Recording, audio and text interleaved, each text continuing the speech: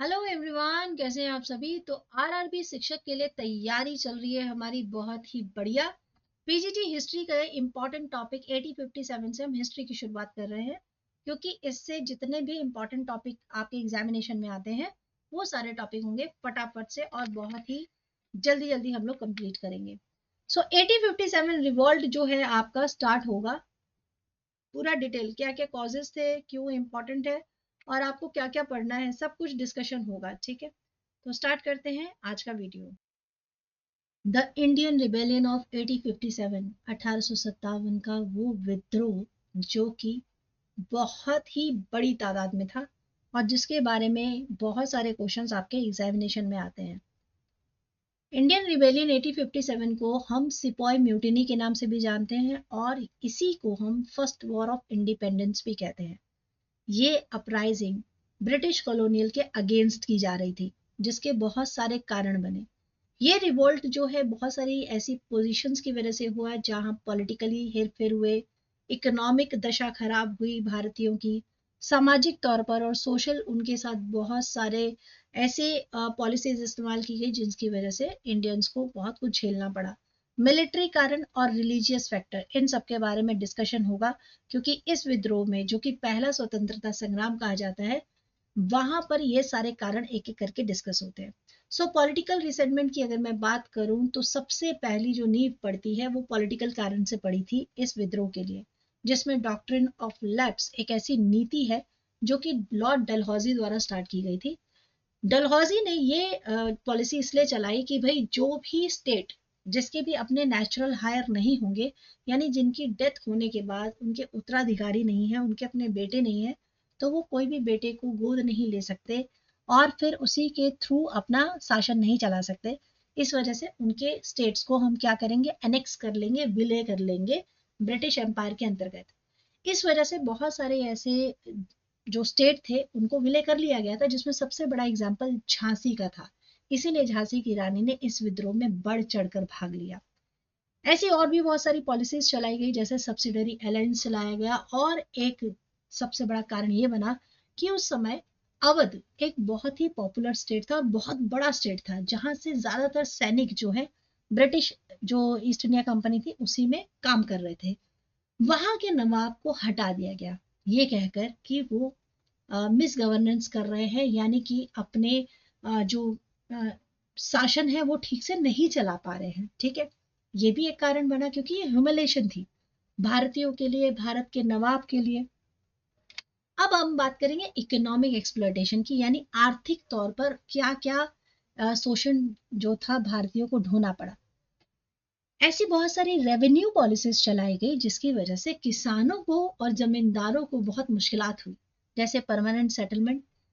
ऐसे जिसका मतलब ये था कि भाई आपको इतनी तो जो राशि है टैक्स के रूप में देनी ही पड़ेगी, और ऐसा टाइम पीरियड बांध दिया गया था। ठीक है, जिसकी वजह से किसानों की स्थिति खराब होती जा रही थी और इसके विरुद्ध आवाज उठाने के उनके पास अब कोई चारा बचा नहीं था। ठीक है, इसके अलावा जो ब्रिटिश थे उन्होंने क्या किया था कि जो कारीगर लोग थे, जो आर्टिशंस थे, उनको भी कमजोर कर दिया, क्योंकि भारतीय मार्केट को उन्होंने विदेशी सामानों से भर दिया, जिसकी वजह से हाथ से बने हुए सामानों की जो कीमत थी भारत में कट गई और बहुत सारे ट्रेडिशनल इंडियन इंडस्ट्री जो थी वो एकदम समाप्त होने की कगार पे आ गई, उनका डिक्लाइन होना शुरू हो गया।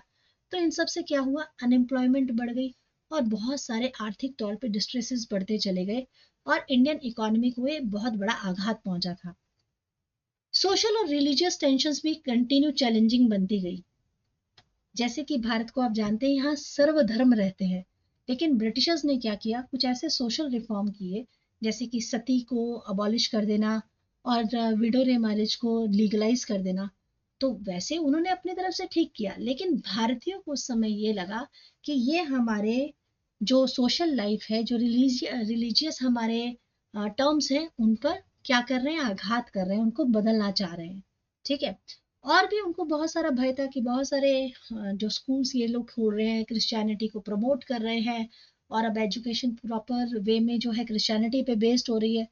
तो दोनों हिंदू मुस्लिम्स दोनों ही इस चीज से बहुत ही परेशान थे और उनको धर्म परिवर्तन का भय भी था, जिसकी वजह से वो ब्रिटिशर से नाराज थे। अब बात करते हैं मिलिट्री डिसकंटेंट की। 1857 तक आते आते ब्रिटिश ईस्ट इंडिया कंपनी की जो सैनिक पावर थी, जो आर्मी थी, उसमें बहुत सारे भारतीय भी काम करते थे। लेकिन भारतीय सैनिकों के साथ होता था डिस्क्रिमिनेशन, यानी कि भारतीय सैनिकों और ब्रिटिश सैनिकों के बीच में बहुत सारे मतभेद थे। जैसे उनको सैलरी कम मिलना और ब्रिटिशर्स को सैलरी ज्यादा मिलना, खाने में जो है उनको भेदभाव करना, रहने में, पोस्टिंग में उनको ऊंची पोस्ट तक ना जाने देना। इस तरह के सारे प्रॉब्लम्स जो हैं वो सैनिकों को भी झेलने पड़ रहे थे। ठीक है। और सबसे बड़ा जो कारण बना वो बना था जब ग्रीस्ड कार्ट्रिज वाला इंसिडेंट हो गया। यानी कि हिंदू मुस्लिम दोनों ही सैनिकों को जब पता चला कि हम जो बंदूकें चला रहे हैं, जो गन्स हम चला रहे हैं, जिससे पहले हमें बुलेट भरने के लिए मुंह से खोलना पड़ता है, उसमें क्या है, उस बुलेट्स में जो राइफल है उसमें एनिमल फैट है। ठीक है। और ये एनिमल फैट जो है ये किसी भी मतलब एनिमल का हो सकता है, काऊ का भी हो सकता है, पिग का भी हो सकता है। और दोनों ही सूरत में ना तो हिंदू इस चीज को पसंद कर पाए ना ही मुस्लिम। ये एक बहुत बड़ा कारण हुआ था जिसने इस विद्रोह को स्टार्ट किया था।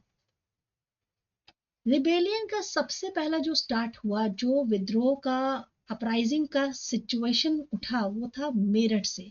मेरठ, जहां पर जो सिपाही थे, सैनिक थे, उन्होंने इस ग्रीस्ड कार्टेज को यूज करने के लिए मना कर दिया।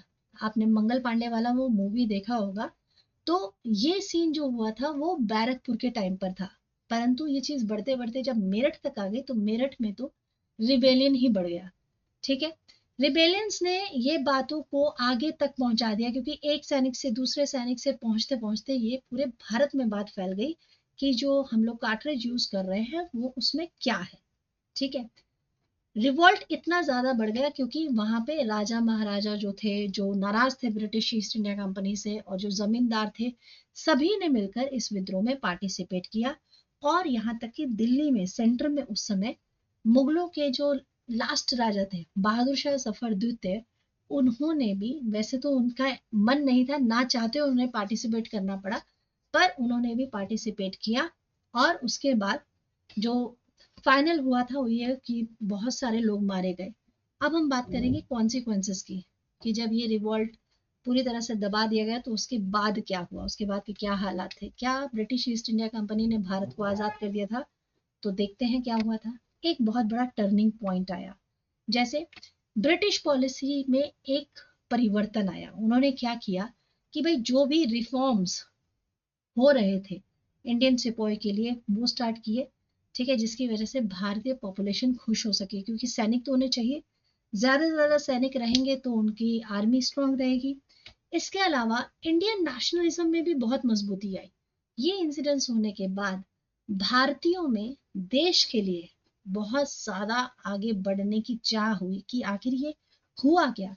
ये रिवॉर्ड से एक सेंस ऑफ यूनिटी और नेशनल कॉन्शियसनेस आई थी इंडियंस के बीच में, जिसकी वजह से आगे जाकर इंडियन नेशनल मूवमेंट हो पाया। ईस्ट इंडिया कंपनी का तो एंड हो गया। ठीक है। अब ये व्यापारिक कंपनी का एंड हो गया, इसके साथ साथ वो जो पॉलिसीज चलाई गई थी वो सब पॉलिसीज का भी एंड हो गया। लेकिन अब जो है सारा जो मतलब ये एम्पायर था, अब डायरेक्ट ब्रिटिश क्राउन के हाथ में चला गया। तो 1857 रिवोल्ट का एक वाइटल लेसन मिला इंडियन हिस्ट्री के लिए। जैसे एक बहुत बड़ा अपराइजिंग था, किसके खिलाफ? कॉलोनियल रूल के खिलाफ। सोशल और रिलीजियस टेंशंस की वजह से, इकोनॉमिक एक्सप्लॉयटेशन की वजह से, पॉलिटिकल रिसेंटमेंट की वजह से, और मिलिट्री डिस्कंटेंट की वजह से।